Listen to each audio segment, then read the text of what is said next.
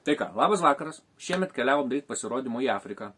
Aptarnavom vieną renginį, padarėm ugnies pasirodymą. Pakeliui nufilmavom dalykus, kurie mums atrodė įdomus, papasakosim, kaip sekėsi gabenti ir kaip gabenomės tam tikrus įrankius, kaip sekėsi ieškoti žibalo, kaip sekėsi bendrauti su vietiniais, kokie pasirodymai ten būna. Kažką parodysim ir įdomus, ką nufilmavom, papasakosim, kaip radom žibalą, kaip sekės bendrauti su vietiniais teisėtvarkos organais, kaip jie žiūri į žongliravimus ir repeticijas su ugnimi paplūdimiuose. Ir, žodžiu, daliname su jumis tą patirtim, kuri gali būti jums naudinga, jeigu panorėsit kažkur nuvykti, pažongliruoti ir panašiai. Nes kiekvienoje šalyje yra savotiškų specifikų, tai čia toks kažkiek naudingas, kažkiek įdomus, kažkiek linksmas. Lengvas video apie fakyrų kelionę į Afriką. Malonaus žiūrėjimo. Na ką, chebrytė, šiandien laukia skrydis 3 nakties į Afriką. Balionai kol kas neaišku, ar atskris, ar nebus atidėta, žiūrėsim vėliau, bet žodžiu prosiu, kaip atrodo fakyro lagaminas. Poj, olele tralele, kortos, reprezentacinė maikė, labai šitą mėgstu maikę. Krūva visokių tais rūbai, kolonėlė, dar vieni žongliravimo įrankiai, dar rūbų, dar vienas žongliravimo įrankis, dar vienas surenkamas žongliravimo įrankis, dar vienas žongliravimo įrankis, skaros, jeigu varysim į dykumą, batai, šortai, lipni juostai, jeigu kils kažkokių probleminių situacijų, dar vieni batai, songoko maikė, visą laiką turi būti songoko maikė, kažkokia tais afrikietiška maikė ir aišku šliopkės. O ar pavyks išskristi laiku, sužinosim visai neužilgo. Tai va, dėl oro balionų pasirodymo buvo laikinai uždaryta oro erdvė 3 valandom, bet dėl rūko pasirodymą stebėti nepavyko, tai nelabai efektingas tas pasirodymas balionų šį kartą. Va, mūsų skrydis valandą atidėtas. Tai dabar laukia dar, nors reikėjo oro uostą atvykti laiku vis tiek tai. Bet gražus oro uostas, vat, Čiurlionio vardu pavadintas, ką žinau, galima pasėdėti, pasisiot, pasisvert. O, pakeliui užvažiavom į McDonald'ą. Ir vėl viskas veltui. 2 mėnesiai darbo. Šuniui po uodegą. Nu kągi, tikėkime, bent skrydis nebus daugiau nukeltas. Wow! Jos čia tiesiog vasakių neišdūrė. Nu, o ką? Problemos ir su maisto trūkumu pas paukščius irgi nėra čia. Kas čia? Sausainukas? Taip. Matosi sagos? Nu, matosi, ką žinau. Kaip ten sako, dabar parodysim jums, kaip vat Batmaną, jeigu darytų, tą, kuris šiandien vakar žiūrėjau. Kaip ten sako, neįtikėtina proto iliuzija.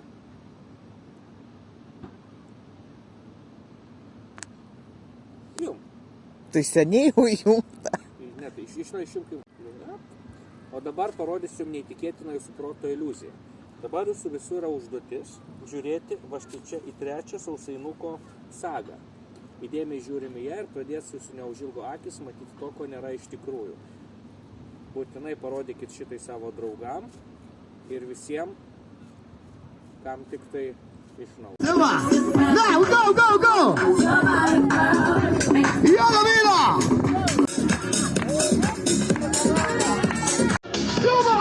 Super! Now we got lost!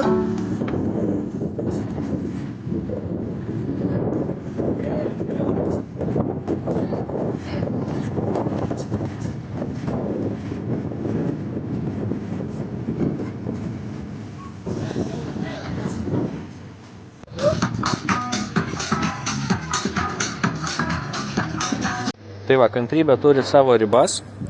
3 dieną per vietinius animatorius, visus čia performerius ieškom žibalo. Visi žada, kad rytoj susitinkam prie baseino, tą dieną būsim ten, tau pasakysim kaip ką. bet finale nieks ten neateina ir garočiai nieks nieko nežino. Tai šiandien va dabar suderinom per viešbutį su vienu taksistu, kad jisai mus nuveš, gausim kažko arčiausiai žibalo dalyko, tai va to važiuosim į degalinę, toks gaunas kažkokia spec operacija, ta prasme, Hurgada, temsta, važiuosim žodžiu, neaišku kur, kažkur, patys negalėsim, turistam neparduoda, per vairuotoją kažkaip, nes jisai ten yra dirbęs toj degaliniai, žino apie ką mes šnekam, nes pusė net nesupranta iš tikrųjų, kas tas kerasinė, kas tas white fuel ar panašiai žodžiu, visi benzinė arba dizelinė, bet žodžiu kažkaip to žiūrėsim, kas čia gausis ir kuo čia viskas baigsis. Žodžiu, esam vietiniai degaliniai. Čia kažkokiu būdu, per vairuotoją taksistą, įmanoma, kad gausim žibalo. Bet sakė, jisai pats turės nueiti ir viską sutvarkyti. O tam autobuse labai daug žmonių sėdi. Nu jo. Jaučiuosi kaip narkotikus pirkdamas. Nežinau, ką tai reiškia, bet jaučiu panašiai jaučiasi žmonės. Tik šiuo atveju perkuosi žibalą.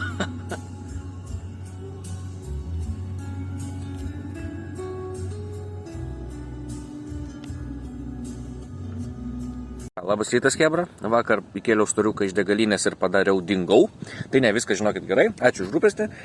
Tai va, dabar atsakant į jūsų klausimą, tai gavom kažkokio tai mišinio, neaišku, ar tai sumaišyta degalinės prieangiuose kažkur, ar realiai žibalas, bet kol kas ne iki galo tikrai yra aišku. Atsakant jūsų klausimus, kodėl netinka kiti skysčiai, pavyzdžiui, kaip alkoholiai, nes alkoholius mes turime vartoti per burną, taip yra parašyta. Taip yra daroma, zipo skysčio tiesiog yra per brangu, jis nėra tam tikrų gerų savybių, ta prasme, tai tikrai ne, ačiū už šitą pasiūlymą. Benzinas netinka, nes jo temperatūra, kaip čia pavadinti, startinė blyksnio yra kiek žemoka, ta prasme, jis yra skirtas tik tam, jeigu reikia gero taimingo, reikia laikų užsidegti. Aišku, tam yra ir kitų priemonių, bet ne, jisai dega, ta prasme, jisai per lakus, jis yra per pavojingas, jo lašiukai dega, tai ne. Mums tobuliausia yra žibalas, nuo žibalo kiek nutolęs yra dizelis, bet irgi... Tai va. Dabar, kodėl apskritai dizelis nėra tinkamas visą laiką, dėl to, kad dizelis dega gan nešvariai, palieka juodą dūmą, ta prasme, dizelis neužsidega taip lengvai, jo užsidegimo temperatūra, tavo tokia blyksnė vadinama, yra kiek aukštesnė, tai automatiškai su juo yra kiek sudėtingiau, bet po šiuo atveju, kadangi dzin kaip prisidegti, tiesiog nuo žiebtuvėlio, nuo auguriuko, tai tiks ir dizelis. Ta, ką mes gavom, tai sakau, pagal spalvą panašu į kažkokį tai nepilną dizelį, pagal kvapą lyg link žibalo, pagal riebumą vėl tarp žibalo ir dizelio, tai greičiausiai turim kažkokį tai mišinį. Tai va, viską išbandysim šiandien vakare. Dabar reikės dar žiebtuvėlį susigrasti. Tai va, o kas liečia temperatūrų tų skysčių degimo, tai ar žibalas, ar benzinas, ar dizelis, realiai visi pora šimtų laipsnių diapazonai yra panašus, ta prasme, varžantis tarp 11 laipsnių nudegimo visi puikiai ir taip tinka. Tai žodžiu, tai tikiuosi kažkas tarp dizelio ir žibalo šiandien tikrai mano butelį yra.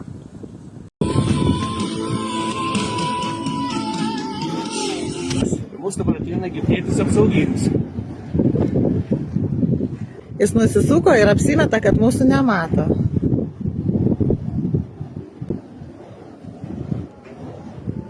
Eina link mūsų? Ne. Tai gal ir gerai viskas. Gal pažiūrėjo tik tai. Būtų įdomu. Dar vienas ateina. Gal jam kažkas kažką pasakė. Aha, tai dabar tas tai jau tikrai ateina. Gerai. O čia pasala. Simesim, kad nieko nesuprastas. What? Yeah. Not good? Something like this. Okay.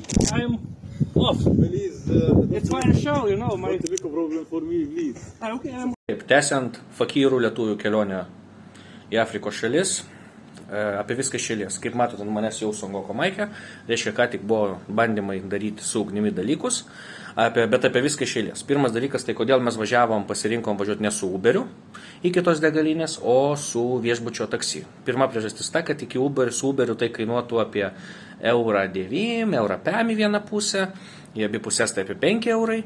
Mes pasirinkom mokėti viešbutį į vieną pusę 5 eurus ir 5 eurus atgal. Kodėl? Dėl to, kad mes gavom angliškai kalbantį, viską žinantį vietinį taksistą, kuris nesiūlė sustot kur nors pas jo draugelį, dar kokių suvenyrų ar panašiai. Jis tiesiog padarė tai, ką reikia, nes tai yra viešbučio reputacija, tai dėl to šiuo atveju mes pasirinkom kaip privataus vairuotojo funkciją atliekantį taksi, kas buvo daug geriau negu Uberis, kur vos susikalba į angliškai. Mano anglai netobula, o jų tai tikrai irgi netobula. Tai vat. Antras dalykas, tai nuvarėm į paplūdimį. Buvo labai vėjuota, išbandėm tą degų įskystį, kurį mes gavome. Tai ko gero labai prastas buvo dizelis, labai skiestas dizelis, kažkoks, su kuriuo mašina būtų pradėjusi garsiai čiaudėt, matyt, su tokiom važinėja seni motorai dizeliniai pas juos, tai yra pigesnis kūras, bet, žodžiu, degė prastai. Greit prisistatė apsauga viešbučio, kad nuo toliau, jie mėgini klausti, o kur aliau, tai jie sako nuo toliau. Žodžiu, tai kaip ir prasideginti pavyko vėduoklis ir prasideginti pavyko poj meteorą. Tai va, bet degė su labai juodu dūmu, žiauriai sunkiai prisideginėjo. Ir mums turėjo padėti va štai šitas įsigytas firminis žiebtuvėlis, bet su juo irgi kilo bėdų.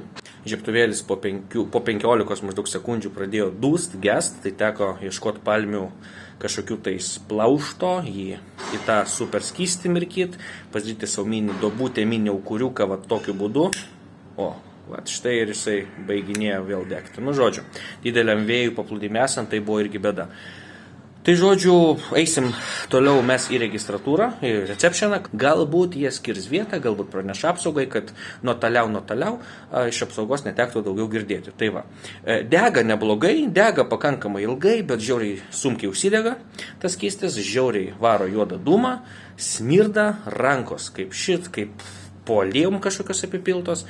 Nu tai žodžiu, nėra blogai, kažką turim, pabandysim iš to išspausti maksimumą, nes to mes čia ir atvažiavom. Nebedaro. Daro vėl.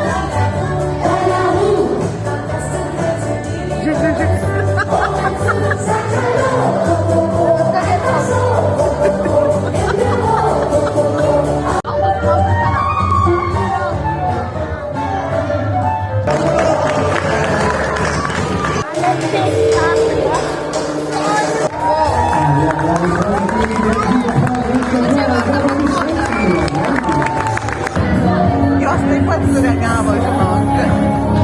Ir čia popsas pasivijo. Dar ir lietuviškas.